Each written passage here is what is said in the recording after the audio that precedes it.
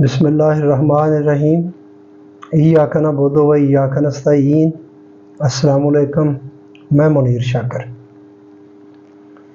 میں یہ بات کرنا چاہتا ہوں کہ یہ قتل و غارت گری کیوں ہے؟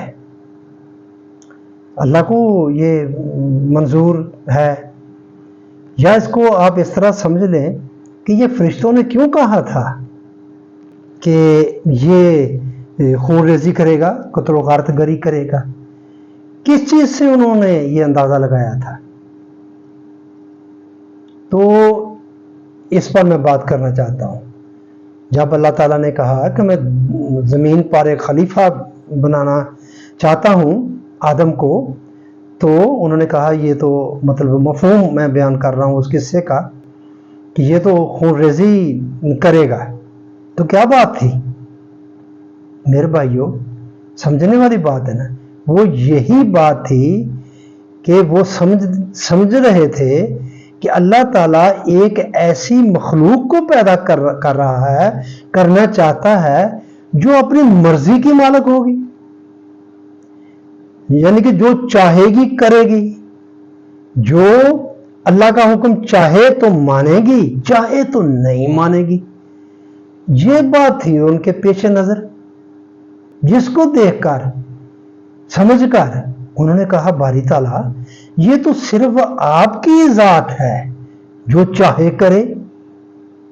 یہ مخلوق جو ہے، یہ اختیار جو چاہے کرنے والا، یہ اگر کسی مخلوق کو مل گیا وہ تو فساد پیدا کرے گی۔ یعنی کہ وہ اگر اس کے پاس یہ اختیار ہے کہ اس نے اللہ کا حکم ماننا تو مانے، نہیں ماننا تو نہ مانے، بتا دینا ہے اس کو کہ مانو گے یہ فائدہ ہے، نہیں مانو گے تو یہ نقصان ہوگا تمہارا، مگر اختیار تو ہے نا اس کے پاس، وہ نہ مانے۔ تو سارے کا سارا فساد جو ہے، یا خون ریزی ہے، یا فتنہ ہے، یہ سارے کو سارا تو اللہ کی نافرمانی میں ہے۔ اللہ کی نافرمانی ہوگی تو یہ سارا کچھ ہوگا۔ تو اس چیز کے پیش نظر فرشتوں نے اللہ تعالیٰ سے عرض کی باری تعالیٰ یہ تو یہ کام کرے گا۔ تو اللہ تعالیٰ نے آگے سے کیا جواب دیا؟ یہ تو نہیں کہا تم غلط کہتے ہو۔ اللہ تعالیٰ نے کہا جو میں جانتا ہوں تم نہیں جانتے، بالکل درست۔ اور جو فرشتوں نے کہا، کوئی انہوں نے غلط بات کی تھی؟ نہیں، درست کہا تھا، بالکل ٹھیک کہا تھا۔ کیا یہ خون ریزیاں نہیں کر رہا؟ خون ریزیاں نہیں، خون نہیں بہا رہا، فتنہ فساد نہیں برپا کر رہا یہی انسان؟ تو یہ میں بات آپ کے سامنے رکھنا چاہتی ہے کہ ثبوت کے طور پر کہ فرشتوں نے جو کہا تھا وہ ثبوت ہے اس بات کا کہ انسان صاحب اختیار و ارادہ ہے مکمل طور پر، پوری طرح جو بھی یہ کام کرتا ہے اس کا یہ ذمہ دار اس لیے کہ اس میں کوئی اور مداخلت نہیں کرتا۔ یعنی اللہ تعالیٰ مداخلت نہیں کرتا اس چیز میں، بندے کے کام کرنے میں مداخلت نہیں کرتا، اس لیے صاحب اختیار و ارادہ ہے۔ اسی بنا پر فرشتوں نے کہا تھا، میں پہلے بھی بات کر چکا ہوں، اگر آپ یہ مانیں کہ اللہ تعالیٰ بندے کے کام میں مداخلت کرتا ہے تو ایمان بالآخرت ختم ہو جاتا ہے۔ وہ تو پھر سراسر معاذ اللہ تعالیٰ کا ایک ظلم سامنے آئے گا کہ کام بھی خود کروائے، جس طرح ہمارا عقیدہ ہے، عقیدہ جبریہ ہے اور مسئلہ تقدیر ہے، تو کام بھی خود کروائے سارے کے سارے، اور خود ہی بندے سے پوچھنا شروع کر دیا یہ تم نے کیوں کیا، اور کیا ہے تو چلو آپ جہنم میں، غلط کام کیا ہے تو چلو جہنم میں۔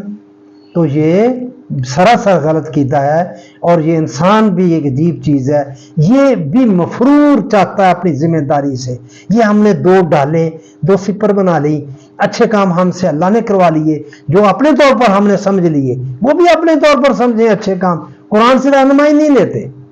اور جو برا کام سمجھ لیا، کچھ ہو گیا نقصان، کچھ ہو گیا تو جو اللہ نے کرا دی یہ اللہ کی مرضی، یہ اللہ برا کام جو ہوگا شیطان نے کروا دیا، اللہ کی مرضی بھی لے آتے ہیں، آخر پر قادر مطلق اس کو ثابت کرنا ہے، اس لیے پھر وہ اللہ کی مرضی بھی آ گئی، وہ بھی میں بات کروں گا۔ یعنی کہ دو سپر، اچھا کام ہم سے اللہ نے کروا لیا، برا کام ہم سے شیطان نے کروا لیا۔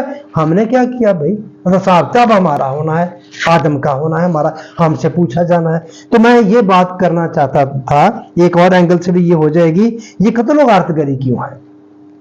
دنیا میں جنگ و جدال اور قتل و غارت دیکھ کر بھی اکثر لوگوں کے دل میں یہ خیال ابھرتا ہے کہ اللہ ایسا کیوں کرتا کہ لوگ باہمی خونریزیاں نہ کریں۔ آدم کی تمثیل اور ملائکہ کے تمثیل میں تمثیل ہے، وہ جن کی تمثیل کو آپ سمجھتے ہیں، حقیقت میں وہ چیز نہیں ہوتی، تمثیلی طور پر سمجھائی جاتی ہے ایک بات۔ جیسے میں نے آپ کو عرض کیا علامہ اقبال کی شاعری میں گلہری اور پہاڑ کا جو آپس میں مکالمہ ہے تو وہ تمثیلی ہے، یہ مثال سمجھانے کے لیے میں آپ کو دے رہا ہوں، وہ تمثیلی انداز ہے۔ یہ انداز میں اللہ تعالیٰ نے آدم اور ملائکہ کی جو بات کی ہے، اعتراض کیا تھا کہ ہمیں اس کے پیکر میں خون ریزیاں اور فساد انگیزیوں کی چنگاریاں نظر آتی ہیں، تو اس سے بھی اس حقیقت کی طرف اشارہ مقصود ہے۔ یہ بات کہ خون ریزیاں کیوں انہوں نے فرشتوں نے کہا تھا۔ اس کے جواب میں سورہ بقرہ میں ہے کہ ہم نے انبیاء کی وساطت سے جو رہنمائی بھیجی تھی، اس میں کہا گیا تھا کہ لوگ باہمی جنگوں میں قتال نہ کریں۔ رہنمائی میں اللہ تعالیٰ نے انبیاء کرام کی جو کے ذریعے جو کتابیں نازل کی، اس کے ذریعے رہنمائی کر دی کہ جنگ و قتال نہ کریں۔ آگے بات سنیں، لیکن انبیاء کے چلے جانے کے بعد ان کے نام لیوا پھر آپس میں لڑائی جھگڑے شروع کر دیے نام لیوا نے۔ وَلَوْ شَاءَ اللَّهُ مَا اقْتَتَلُوا، یہ سورت بقرہ کی 253 نمبر آیت ہے۔ اگر مقصود مشیت یہ ہوتا کہ انسانوں میں اختلاف اور قتال کو جبرن روک دیا جائے تو اللہ انہیں پیدا ہی مجبور کر دیتا، یہ ارادہ اور اختیار دیتا ہی نا، پھر قتل یہ نہ ہوتا یہ سب کچھ۔ لیکن میں بات وہی قانون مشیت کی ہو رہی ہے کہ اس وقت یہ طے ہو چکا تھا، طے کر دیا اس نے اپنے طور پر۔ وَلَوْ شَاءَ اللَّهُ مَا اقْتَتَلُوا، اس وقت طے ہو گیا تھا، اس وقت مقصود مشیت قانون مشیت جب عالم خلق وجود میں آیا، اب نہیں چاہتا۔ انسانوں میں اختلاف و قتال کو جبرن روک دیا جائے تو اللہ انہیں پیدا ہی مجبور کر دیتا، لیکن اس نے ایسا نہیں کیا۔ اس نے انہیں صاحب اختیار پیدا کیا، جس کا نتیجہ یہ ہے کہ فَمِنْهُمْ مَنْ آمَنَ وَمِنْهُمْ مَنْ كَفَرَ، اسی آیت کا یہ چلتا آ رہا۔ آگے ما یرید کے لفظ بھی آتے ہیں، وہ چاہتا جیسا چاہتا ہے کرتا ہے، اس وقت کی بات ہے، یہ لفظ اس وقت کے ہیں، تو پھر اس کا جیسا چاہا اس نے کر دیا۔ ان میں سے کچھ لوگ ایمان لے آتے ہیں، کچھ انکار کر دیتے ہیں۔ کیا فَمِنْهُمْ مَنْ آمَنَ وَمِنْهُمْ مَنْ كَفَرَ، یہ 53 نمبر آیت لمبی آیت چلی آ رہی ہے 253۔ یہ میرا خیال ہے کہ تیسرا پارہ ہی ادھر سے شروع ہوتا ہے، اس آیت سے شروع ہوتا ہے اور اس آیت کا یہ آخری حصہ ہے۔ تو بس میں فی الحال یہی بات آپ کے سامنے رکھنا چاہتا تھا کہ وَلَوْ شَاءَ اللَّهُ مَا اقْتَتَلُوا، اللہ چاہتا تو یہ قتل غارت غری نہ کرتے۔ آپ اللہ چاہتا ہے، آپ ذرا خود اپنے دماغ سے تھوڑا سا منصف مزاج اگر ہے تو سوچیں، اللہ چاہتا ہے کہ خون ریزیاں ہوں؟ اللہ نہیں چاہتا۔ یہ نتیجہ ہے ایک چیز کا، کس چیز کا نتیجہ ہے؟ اس کو دیے گئے ارادہ اور اختیار کا یہ ثبوت ہے کہ یہ آپس میں خون ریزیاں کرتا ہے، فساد کرتا ہے اپنے مفادات کے لیے۔ وہ لمبی بات ہو جائے گی نا، اسی لیے خون ریزیاں کرتا ہے نا، اپنے فائدے کے لیے، اپنے مفادات کے لیے کرتا ہے۔ تو کیا یہ اللہ چاہتا تھا کہ یہ اس طرح خون ریزیاں کرے تو فساد کرے تو خون بہائے ایک دوسرے کا؟ نہیں میرے بھائیو، یہ نتیجہ ہے اس ارادہ اور اختیار دیے گئے کا، یہ ثبوت ہے کہ انسان صاحب ارادہ اور اختیار ہے، تو پھر اس خون ریزیوں کو روکنا بھی تو تھا نا، وہ تو نہیں چاہتا، اسی لیے اس نے اس کی ہدایت کا بندوبست کیا کہ یہ کام نہیں کرنا تو نے۔ میں آپ کو تھوڑا سی اس کی مثال اور بھی زنا سے دے دوں۔ انسانی نسل کو چلانے کے لیے اس نے یہ جو سلسلہ ہے ہم بستری کا، عورت اور مرد کا آپس میں اختلاط جو ہے وہ قائم کیا، تو کیا یہ جانوروں کی طرح ہی کرنا ہے؟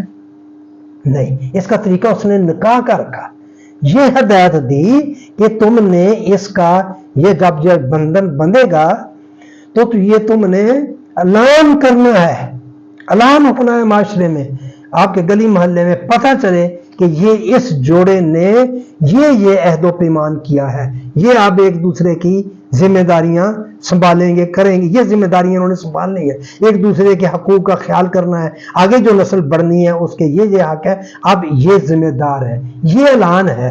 تو یہ ہے، یعنی کہ چیز تو دے دی، وہ اگر وہ ایسا اعلان نہ بھی کریں کام تو ویسا ہو جائے گا. جو اس کا نتیجہ ہونا ہے اعلان کر کے نکاح کر کے جو نتیجہ نکلنا ہے وہ بغیر نکاح کے بھی نکل سکتا ہے اور نکلتا ہے, ایسا ہو جاتا ہے. مگر اس کا طریقہ بتا دیا, یہ رہنمائی کر دی, چیز رکھ دی, رہنمائی کر دی, مگر اس کو ایسے استعمال کرنا ہے. تو وہی بات یہ ہے کہ ارادہ اور اختیار تو دے دیا, مگر اس سے کچھ چیزیں ایسی ہونی ہیں جو اس نے کرنی ہے, اللہ نہیں چاہتا, اس نے کرنی ہے. تو وہاں اس کے لیے رہنمائی کی ضرورت تھی اس کو. تو رہنمائی کا سلسلہ بھی اللہ تعالیٰ نے اپنے ذمہ لیا اور اس کو پورا کیا انبیاء کرام پر کتابیں نازل کر کے. تو میں یہ بات آپ کے سامنے رکھنا چاہتا تھا. یہ کتب و غارت گری اللہ نہیں چاہتا. میں یہ بات بھی آگے آئے گی انشاءاللہ اور تھوڑی سی تفصیل کے ساتھ میں یہ بات کروں گا. یا یہ اس کا عنوان آپ دیکھ لیں کہ فرشتوں نے ایسا کیوں کہا. فرشتوں نے اس لیے کہا کہ یہ صاحب اختیار اور ارادہ ہے, آدھا نہیں ہے, آدھا تیسر آدھا بٹیر نہیں. اللہ تعالیٰ نے اس کو پیدا کیا, یہ مکمل طور پر صاحب اختیار اور ارادہ ہے. اور اپنے کاموں سے فرار کی راہ نہ اختیار کیا کرے کہ یہ جی اللہ نے کرا دیا, یہ مجھ سے شیطان نے کروا دیا. نہیں, تم نے کیا, میں نے کیا, اور اس کا اجر بھی مجھے ملے گا, غلط کیا سزا بھی مجھے ملے گی.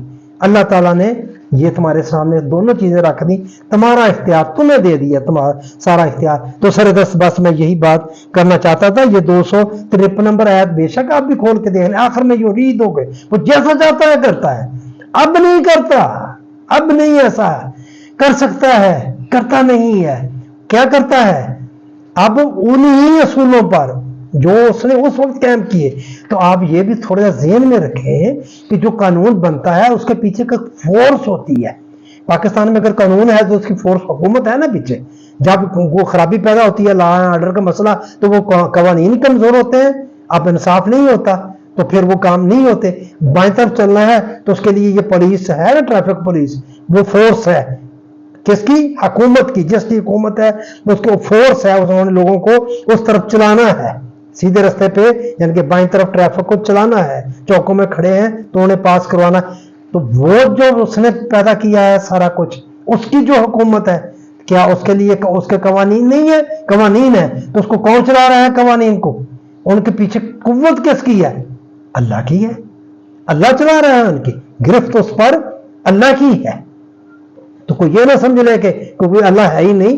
اللہ کی قوت سے وہ قوانین جو قائم ہیں اب تک, جن کو سائنس ڈسکور کرتی جا رہی ہے اور آگے بڑھتی جا رہی ہے, وہ اللہ کے بنائے ہوئے قوانین ہیں اور ان کو وہ ڈسکور کر رہی ہے. تو میں میرے بھائیوں فی الحال میں آپ کے سامنے یہی بات رکھنا چاہتا تھا. آپ کی مہربانی, آپ نے میری بات سنی.